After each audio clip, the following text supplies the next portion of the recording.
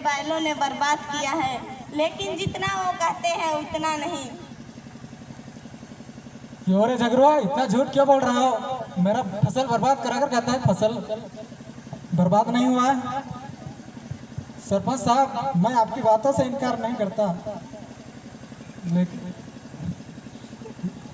और कहता है कि मेरी तबीयत खराब है। गणपत बाबू स्थिर रहिए। स्थिर क्यों रहा सरपंच साहब? फसल बर्बाद करा कर कहता है कि फसल बर्बाद नहीं हुआ। ये झगड़ू। अरे रामधनी, तुम बताओ कि फसल बर्बाद हुआ है या नहीं? सरपंच साहब, फसल तो थोड़ा बर्बाद है ही, लेकिन खेत पर चलकर फसल देख लेते तो अच्छा होता। रामधनी, इतना मेरे पास वक्त नहीं है कि मैं हर फसल पर जाकर देखूं। रिपोर्ट के अनुसार जो होगा वही होगा।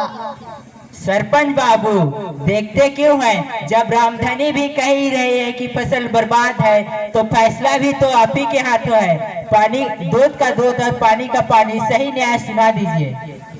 हाँ, तो आप लोग इस फैसले को सुनिए।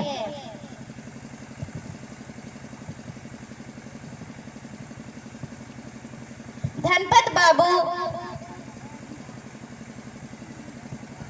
और झगड़ू के कथा अनुसार यह फैसला सुनाया जाता है कि उसके फसल खाने के बाद उसे 5001 रुपये भरने हैं।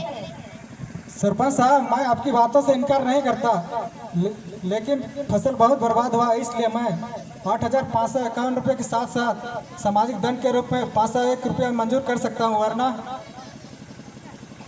धनपत बाबू, मैं आपकी बातों से अलग नहीं हूँ। क्यों गाँव वाले, मंजूर है ना? हाँ हाँ, मंजूर है। लेकिन इतनी बड़ी रकम मैं कहाँ से लाऊंगा? धनपत बाबू, मुझ गरीब पर दया कीजिए, रहम कीजिए, मैं इतना पैसा कहाँ से लाऊंगा? मुझे पैसा चाहिए झगड़ू, याद रख, पैसा मुझे कैसे वसूलना है मैं अच्छी तरह से जानता हूँ। तुम्हारी चिकनी चुपड़ी बातों में आकर अब मैं अपनी प्रतिष्ठा को दांव पर नहीं लगा सकता और न किसी गरीब पर दया कर सकता हूँ। लेकिन इस गरीब पर दया कीजिए, रहम कीजिए, मैं कहीं का न रहूंगा। मैं किसी के बर्बाद होने या न होने का ठेका नहीं ले रखा है।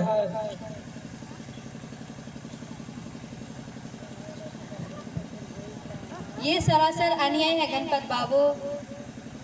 न्याय और अन्याय की बात मुझे मत सिखला रामधानी। मनुष्य जन्म धर्म से नहीं कर्म से महान होता है गणपत बाबू। अमीर गरीब ऊंच नीच आप जैसे कि ठेकेदारों ने ये पैदा किया है।